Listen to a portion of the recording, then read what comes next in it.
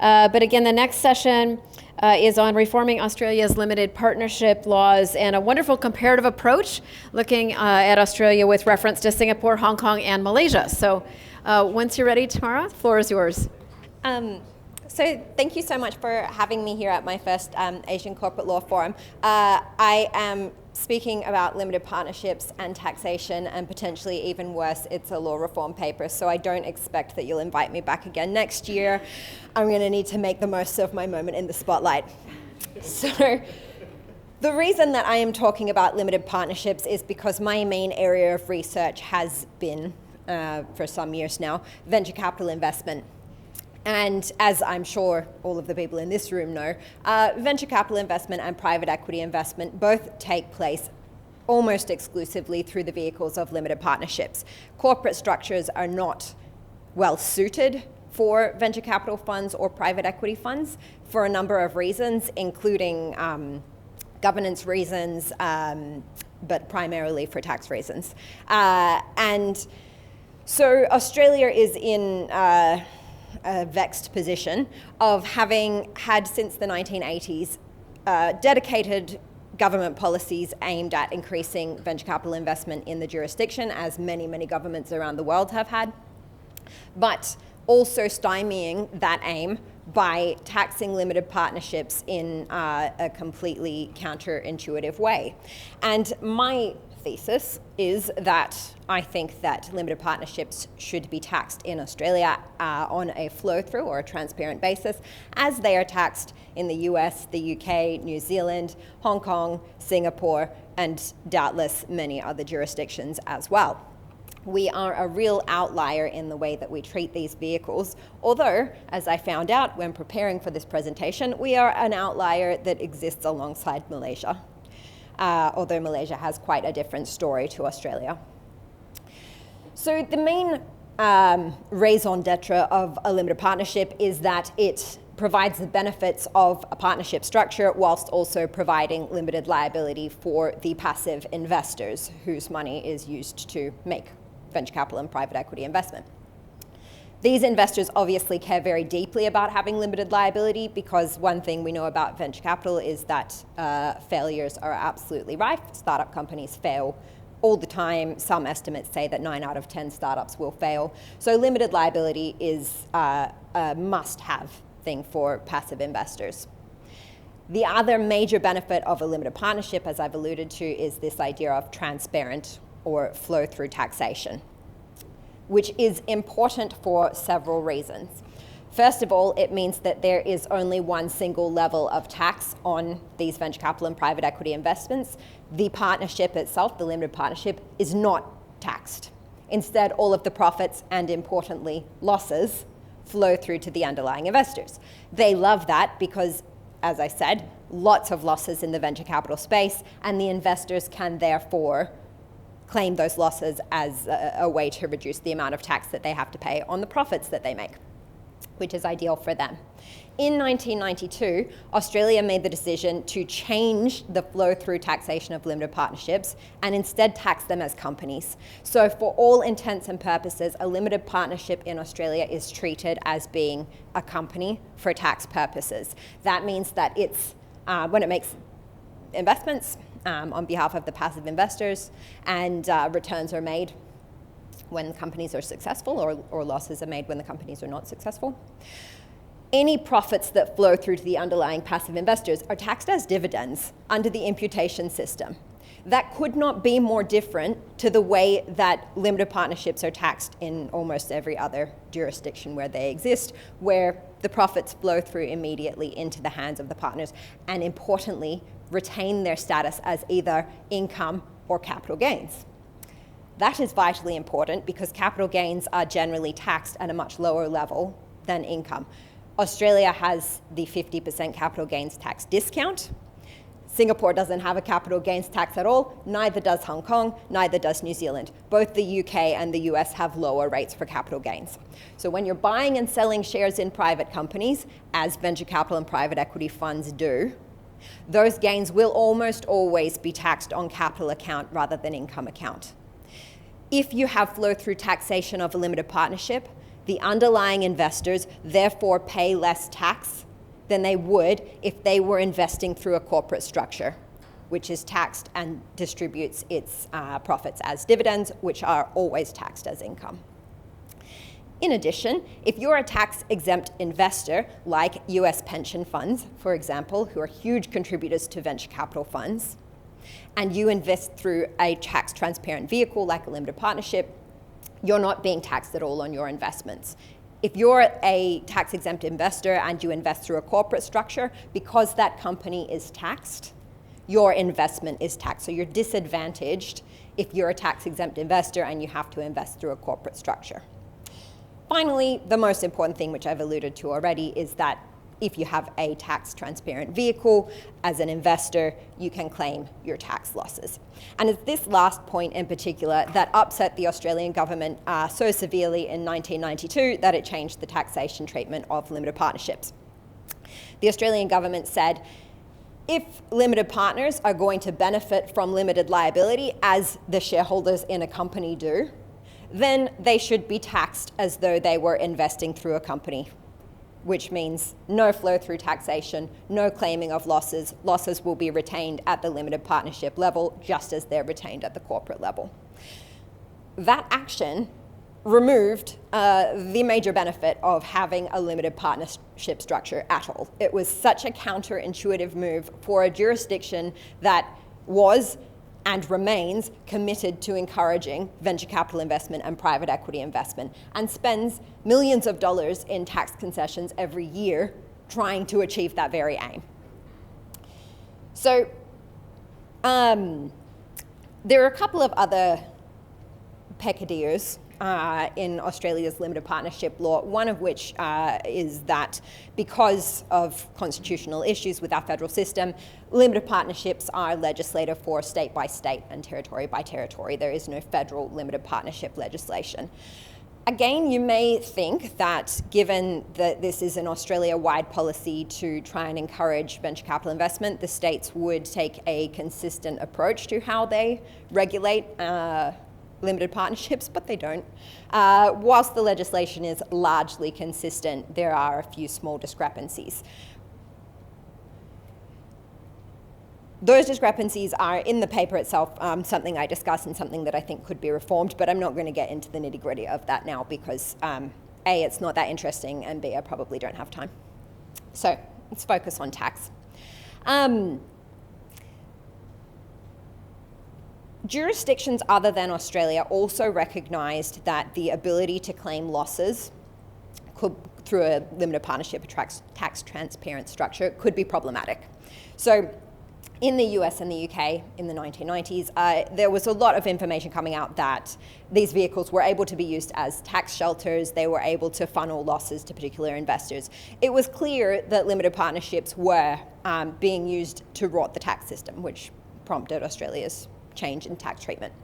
Every other jurisdiction that was concerned about this took the far more sensible route of saying, all right, we don't want limited partnerships to be used as tax shelters. Let's limit the deductibility of losses to the economic exposure of the partner in the partnership. So basically, you can't claim more losses than the money you've contributed to the partnership, which makes complete sense and is a very easy workaround for this problem instead of Australia's nuclear approach, as I like to term it. The Australian government recognised that having no usable vehicle for venture capital investment or private equity investment was going to put a slight dampener on its aspirations to be a leading venture capital jurisdiction. So in 2002, it introduced a dedicated regime for venture capital investment called the Venture Capital Limited Partnership Program.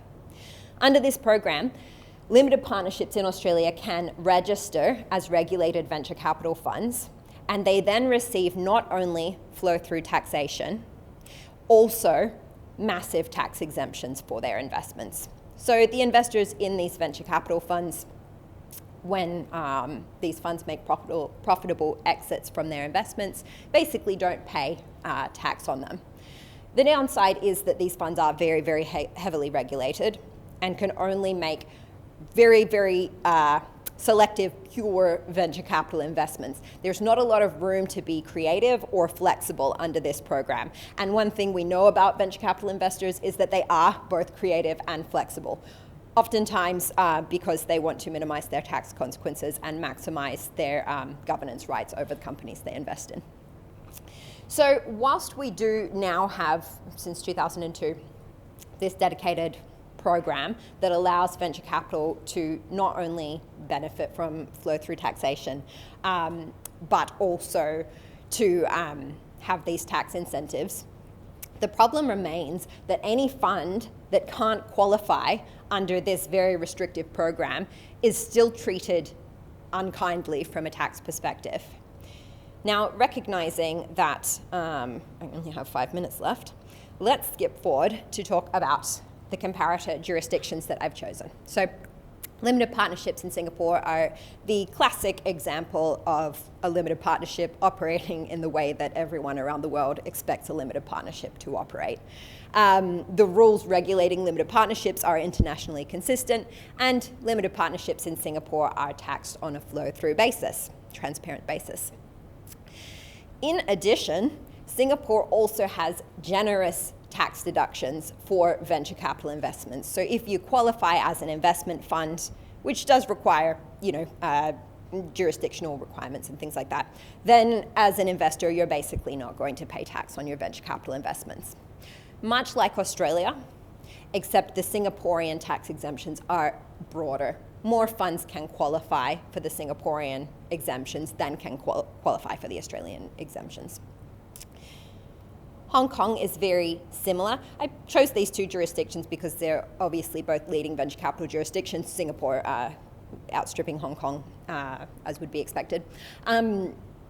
Likewise in Hong Kong, flow-through taxation for limited partnerships, generous tax exemptions for venture capital investments, provided that qualifying criteria are met. In addition, fund managers in Hong Kong are generally not taxed on their carried interest payments, which makes it very attractive to set up funds in this jurisdiction. Moving on to Malaysia, Malaysia has a really interesting approach to this whole situation. So Malaysia, mainland Malaysia, doesn't have a limited partnership structure at all, but they do have a limited partnership structure in Labuan, which is their offshore I hesitate to use the word tax haven, but tax advantage jurisdiction. Labuan limited partnerships are very similar to limited partnerships elsewhere around the world, but they are taxed quite differently because Labuan has a different way of taxing. So it taxes activities rather than income. And unsurprisingly, the investment activities of Labuan limited partnerships are basically not taxed at 0%. So one thing that's particularly interesting about Malaysia is that it's been recognized by the Malaysian government that the lack of a limited partnership structure on the mainland is problematic from a venture capital perspective.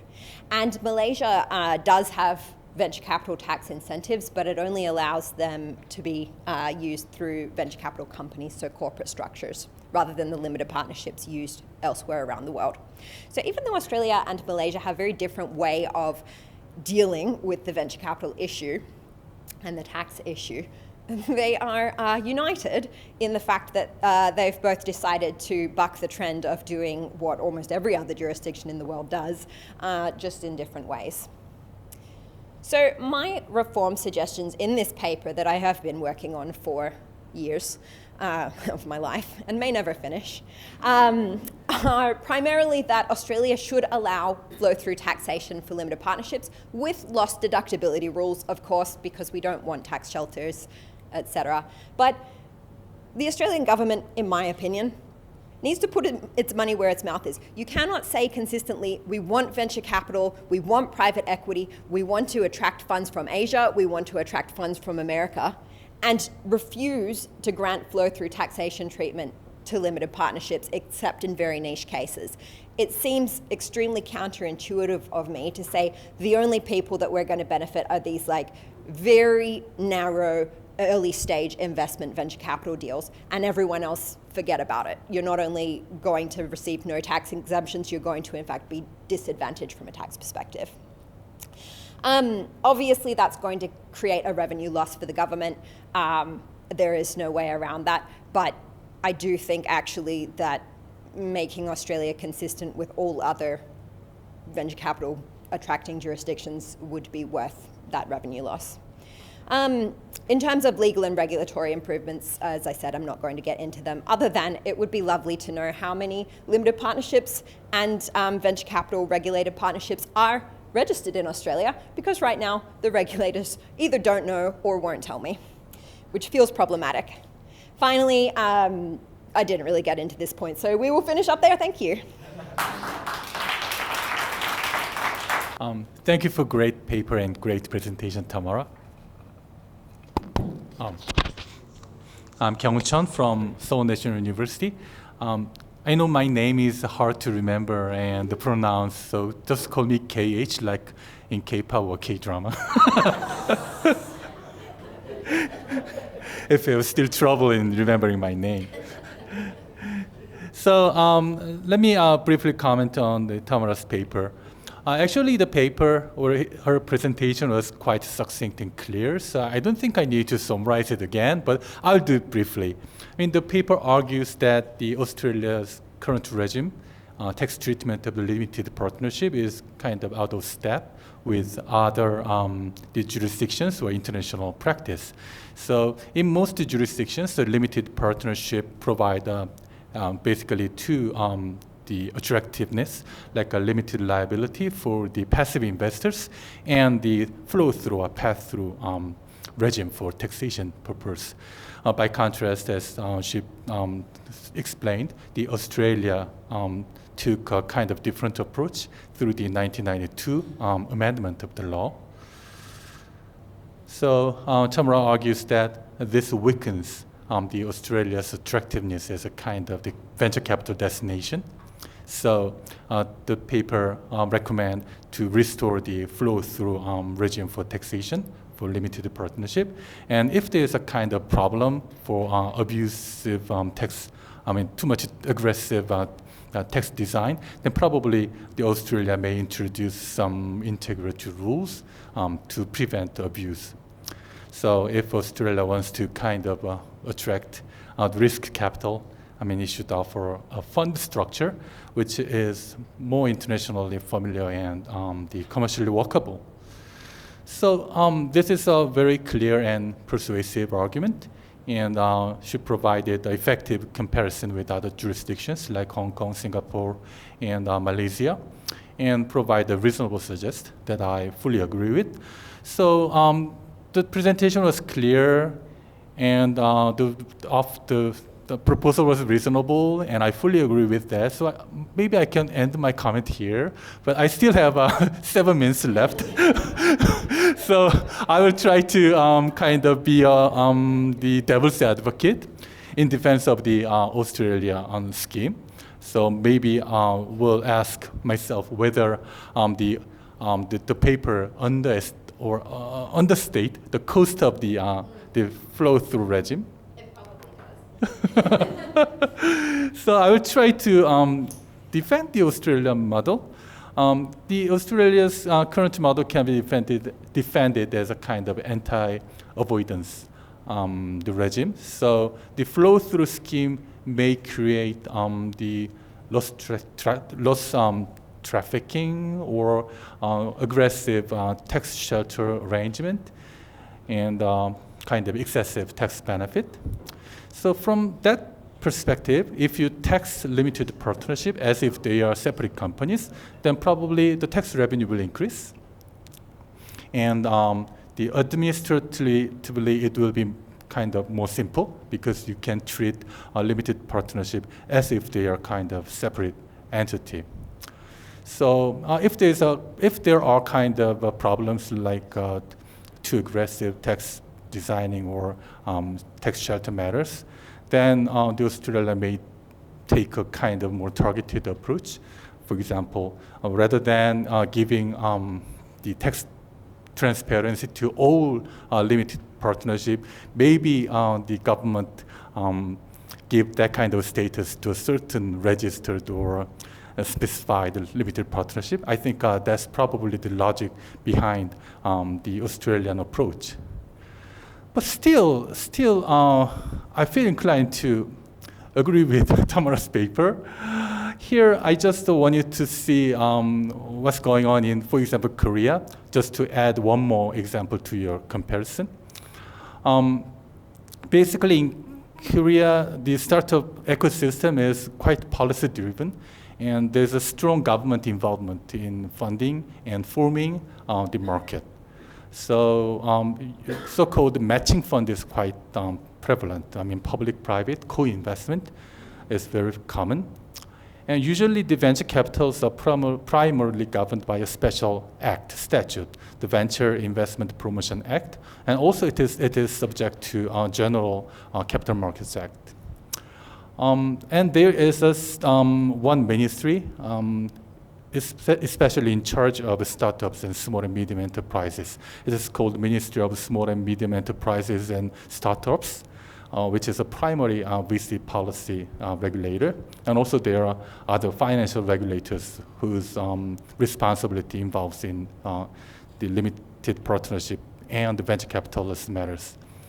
So usually the type of the venture capital fund in Korea is limited partnership, and usually the venture capital firms registered with the government becomes the general partner, not the SPC. The registered venture capital companies themselves become the general partner, and of course there are limited partners like the policy fund and pension fund and private companies.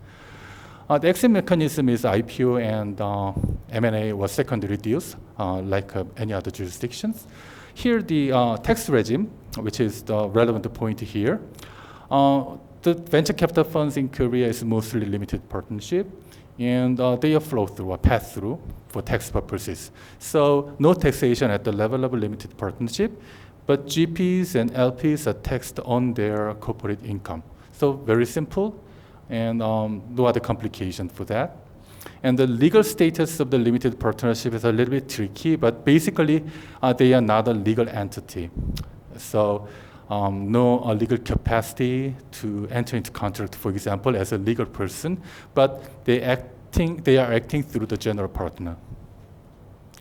So basically, I understand, I fully agree with Tamara's point. So my question is like this. Why Australian government took that kind of, in some sense, unique tax treatment approach, and what was behind this position, and what's behind this position in kind of persistently maintaining that kind of treatment? Is it reasonable to say that the concerns about the tax shelters were more serious in Australia compared to other jurisdictions? And if you, I don't think that you are the first one to make this kind of proposal. So, what are the main hurdles for the reform suggested by Tamara and probably other people? Is it because of the objection by politicians or bureaucrats or academics?